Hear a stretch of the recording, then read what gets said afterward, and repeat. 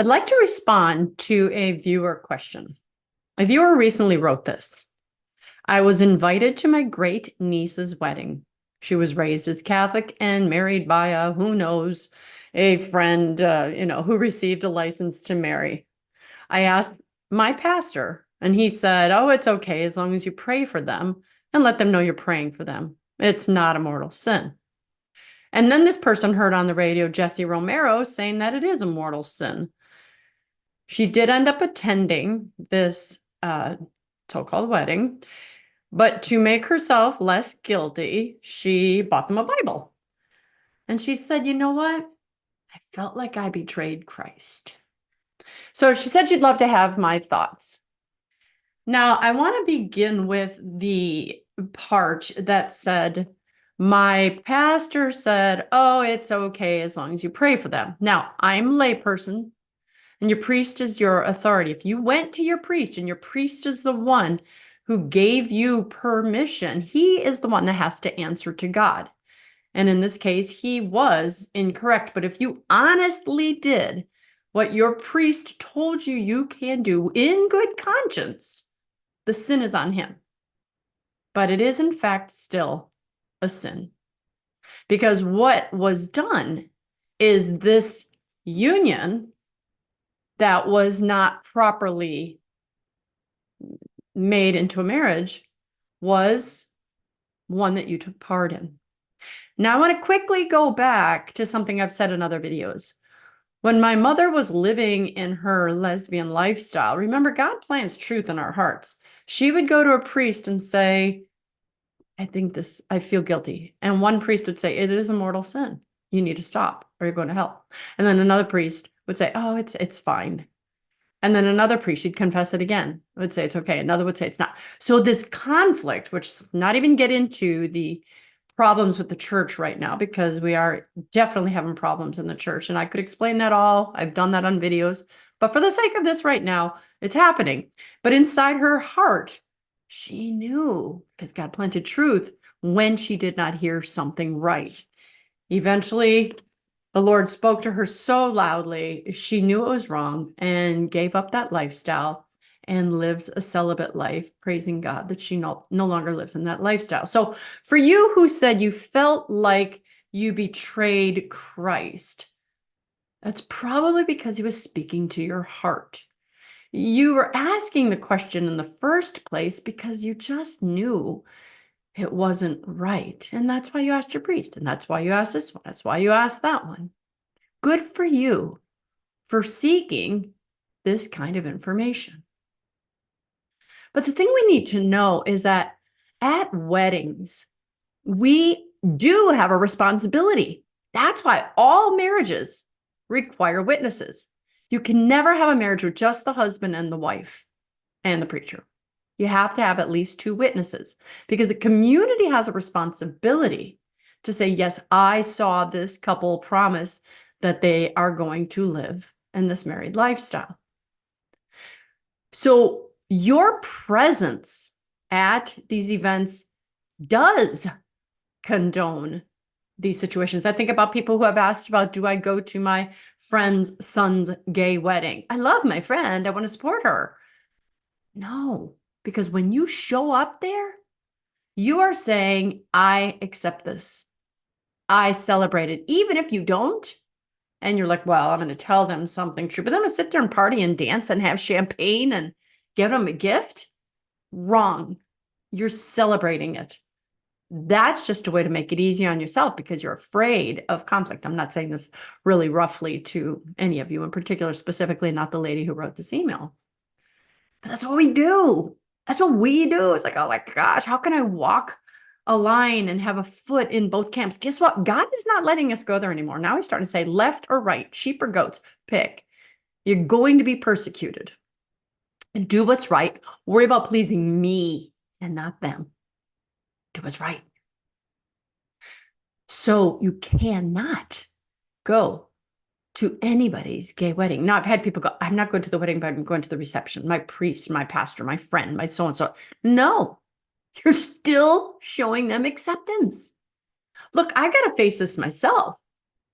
I've got a family member who's in this situation, and the family's going to think I'm even more radical because it's not a gay marriage. And this person was only married for like 6 months before she left. Well, when she really has her, what they consider the real wedding and the big fancy thing, I'm going to be the only one not there. It's going to be tough. I love weddings. I love partying. I love dancing. I love weddings. It's my career. And I'm going to have to not be there. So again, when your priest and pastor, whoever he was, said, oh, it's okay. Perhaps, and I don't know, he was misguided. Perhaps he didn't know. Perhaps he was cowardly. I don't know. I'm not judging. But I will say those are all options. I do know that Jesse Romero is a man of strong character who does seek to speak the truth. And good thing you got them the Bible. Hopefully when you gave them the Bible, you wrote a note in there that said, I do not support this. This is wrong. You need to get validly married. I love you. And that's why I'm here to give you this message. But the Bible itself is just going to look like a gift. Like, oh, how nice. And if you didn't write that note, maybe now you should write that note. You know what? I went and I'm feeling guilty. I got to let you know. Rectify the mistake. But last, I wanted to go to catechism because I'm like, Lord, do you have this in here? And the closest I could find was really catechism number 1663. It says, since marriage establishes the couple in a public state of life in the church, it's a public state of life. It is fitting that its celebration be public. That's why it can't be like just hidden. It should be with these witnesses so people can watch. It is fitting that its celebration should be public in the framework of a liturgical celebration before the priest or a witness authorized by the church, the witnesses, and the assembly of the faithful. That's why marriage isn't just about the man and the wife. It is about the community. We are to stand with and for our married brothers and sisters. And when marriage stinks, and you know it will because every one of us goes through a dark season, it is specifically you, the witnesses, that are to say to them, I'm sorry. I know this is tough, honey. I know. But I was there. And I watched you promise till death do you part. Sickness, health, good times, bad. This is bad. What you're going through right now is wretched. And I love you. But let's get through this together and do not quit. And if you don't exactly know what to say, send them to someone like me. I can help. It's a gift God gave me, the vocation. So no judgment to you, beautiful lady who wrote me that email. But we've got to start doing the tough stuff and don't go. My grandmother didn't go to my wedding. I was a Catholic girl who got married by a justice of the peace because I was pregnant. And I decided to have a wedding a year later, and it wasn't even in a Catholic church because my husband wasn't Catholic then. You don't want to offend anybody. And my grandmother was a devout Catholic. She refused to go, and because of that, my aunts didn't go. And my grandmother wrote me a letter that hurt me. It cut me. She called it a farce and said she couldn't support it. And you know, I have great respect for my grandmother for having written that letter and for having not shown up because she stood by her values. And I'm sure she would have liked to have been there if it was a valid wedding. I wish she were alive in 2005 when we finally got married in the church. But I think it was because of her prayers that we did finally get married in the church, and that my husband did finally become Catholic, and that we did align our lives, our marriage, with the truth of God and the church.